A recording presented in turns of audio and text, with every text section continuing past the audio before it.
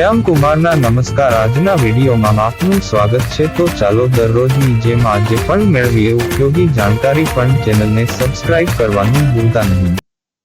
જો તમને ભૂતથી ડર લાગતો હોય તો અહીં કેટલીક બાબતો છે જે તમે કરી શકો છો। તાર્કિક રીતે વિચારો અને સમજવાનો પ્રયાસ કરો। વૈજ્ઞાનિક સમજણ મેળવો। ઘણીવાર જે વસ્તુઓ ભૂત જેવી લાગે છે તેના પાછળ વૈજ્ઞાનિક કારણો હોય છે, જેમ કે જૂના ઘરોમાં થતા અવાજો, પવન, પાણીનો પ્રવાહ, ઘરમાં લાકડાના વિસ્તરણ, સંકોચન, પડછાયા અથવા પ્રકાશની વિચિત્ર અસરો। મનોવૈજ્ઞાનિક કારણો જાણો। આપણા મગજ ક્યારેક અજાણી પેટર્નને ઓળખવાનો પ્રયાસ કરે છે, જેના કારણે આપણને એવી વસ્તુઓ દેખાય કે સંભળાય જે વાસ્તવમાં નથી હોતી। ઊંઘની અછત, તણાવ કે ચિંતા પણ ભ્રમ પેદા કરી શકે છે। તમારી જાતને શાંત રાખો। વાસ્તવિકતા તપાસો। જો તમને કોઈ અવાજ સંભળાય કે કંઈક દેખાય, તો તરત ડરી જવાને બદલે તેની પાછળનું તાર્કિક કારણ શોધવાનો પ્રયાસ કરો। રૂમમાં લાઇટ ચાલુ કરો। તપાસો કે ક્યાંથી અવાજ આવે છે। સકારાત્મક વાતાવરણ બનાવો। તમારા રૂમમાં કે ઘરમાં એવું વાતાવરણ રાખો જે તમને સુરક્ષિત અને ખુશ મહેસૂસ કરાવે।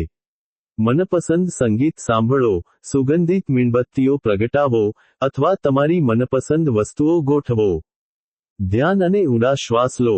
જો ડર લાગે તો આંખો બંધ કરીને લાંબા અને ઊંડા શ્વાસ લો। આ તમને શાંત થવામાં મદદ કરશે અને તમારા મનને સ્થિર કરશે। તમારી દિનચર્યામાં બદલાવ લાવો। વ્યસ્ત રહો। તમારું ધ્યાન ભટકાવવા માટે કોઈ પ્રવૃત્તિમાં વ્યસ્ત રહો। પુસ્તક વાંચો, મૂવી જુઓ, શોખ પૂરા કરો, અથવા મિત્રો સાથે વાત કરો। પૂરતી ઊંઘ લો। પૂરતી અને સારી ઊંઘ ન મળવાથી મન અશાંત રહે છે અને ડરની લાગણી વધી શકે છે। સૂતા પહેલા શાંતિપૂર્ણ વાતાવરણ બનાવો। તમારા વિચારો શેર કરો। તમારા ડર વિશે કોઈ વિશ્વસનીય મિત્ર, પરિવારના સભ્ય અથવા સલાહકાર સાથે વાત કરો। તમારી લાગણીઓ વ્યક્ત કરવાથી હળવાશ અનુભવાશે। જો ડર ખૂબ જ હોય તો પ્રોફેશનલ મદદ લો। જો આ ડર તમારી દૈનિક પ્રવૃત્તિઓને અસર કરતો હોય અથવા ખૂબ જ તીવ્ર હોય, તો મનોવૈજ્ઞાનિક, સાયકોલોજિસ્ટ કે કાઉન્સલરની મદદ લેવાથી ફાયદો થઈ શકે છે। તેઓ તમને આ ડરનો સામનો કરવામાં મદદ કરી શકે છે। યાદ રાખો, મોટા ભાગના કિસ્સાઓમાં ડર આપણા મનની ઉપજ હોય છે। તાર્કિક રીતે વિચારવાથી અને તમારી જાતને શાંત રાખવાથી તમે આ ડર પર કાબૂ મેળવી શકો છો। શું તમને ભૂત વિશેના ડર પાછળના કોઈ ચોક્કસ કારણ વિશે વધુ જાણવું છે?